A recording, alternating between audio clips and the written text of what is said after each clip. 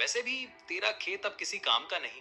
सूरज, ये जमीन मेरे बाप दादा की निशानी है। मेरी रगों में उनका खून है और ये जमीन मेरी आत्मा है। ये सिर्फ मिट्टी नहीं, मेरा वजूद है।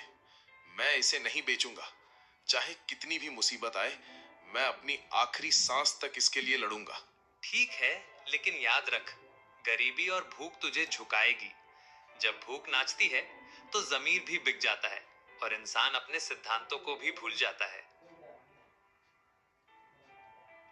वह अपने लठैतों के साथ चला गया, लेकिन उसकी आंखों में एक अजीब सी खतरनाक चमक थी, जैसे उसने कोई बहुत बड़ी गुप्त योजना बना ली हो। रामू जानता था कि सूरज सिर्फ धमकी नहीं दे रहा था, बल्कि वह अपनी बात पर अटल था और कुछ बड़ा करने की फिराक में था।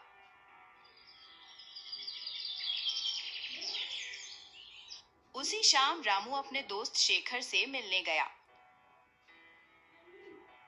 शेखर हमेशा जल्दी अमीर बनने की नई नई योजनाएं बनाता रहता था, चाहे वो गांव में चोरी छिपे जुए का अड्डा हो या जंगल से दुर्लभ जड़ी बूटियां निकालने की बात।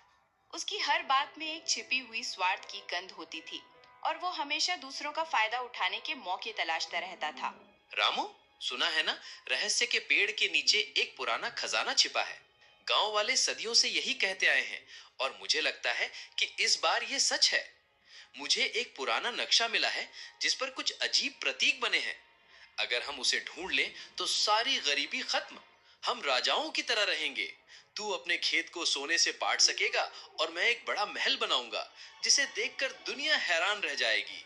शेखर, ये सब गांव वालों की बनाई कहानियां हैं, सिर्फ डरने के लिए।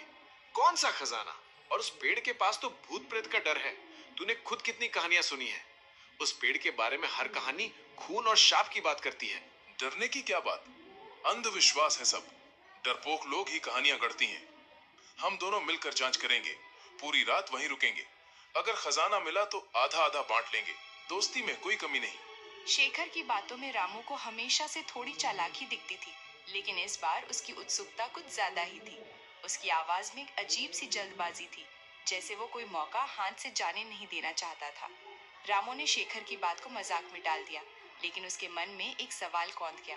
क्या वाकई उस पेड़ में कोई रहस्य था और शेखर की इतनी उत्सुकता के पीछे सिर्फ दोस्ती थी या कुछ और? क्या उसने सूरज की योजना के बारे में कुछ सुन लिया था या उसके पास वाकई कोई नक्शा था? शेखर के पास कौन सा नक्शा था? क्या वो वाकई रामू का दोस्त था या उसकी अपनी कोई छिपी मंशा थी जिसे वो दोस्ती की आड़ में पूरा करना चाहता था? सूरज की चाल क्या थी? क्या वो सिर्फ जमीन चाहता था या खजाने के बारे में भी उसे कुछ पता था? क्या शेखर ने सूरज की बात सुन ली थी और वो पहले खजाना पाना चाहता था?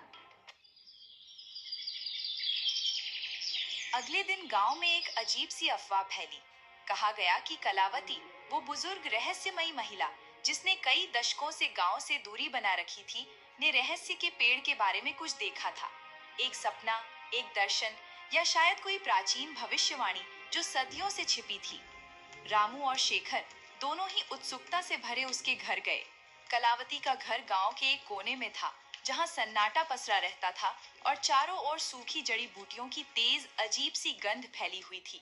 उसके घर की दीवारों पर अजीबोगरीब नक्शे खुदे थे, जिनमें पुराने प्रतीकों और तारों की चाल का जिक्र था, और कोने में ताड़ के पत्ते पर लिखी जीर्ण शीर्ण पोथियां और प्राचीन किताबें बिखरी पड़ी थीं। हर चीज रहस्यमयी और पुरानी लग रही थी, जैसे वो किसी और समय से जुड़ी हो। रामू, शेखर, मैंने सपने में देखा है। उस बरगद के नीचे एक प्राचीन खजाना है जो केवल सच्चे दिल वाला पा सकता है। लेकिन सावधान, उस पेड़ की रक्षा एक बहुत पुरानी, शक्तिशाली, अदृश्य शक्ति करती है। वो शक्ति हर उस व्यक्ति पर कहर ढाती है जिसकी नीयत में खोट हो, जो लालच से भरा हो। उसके लिए पेड़ एक भयानक जाल बन जाता है जहां से कोई वापस नहीं लौटता। कलावती माँ, हमें वो खजाना चाहिए।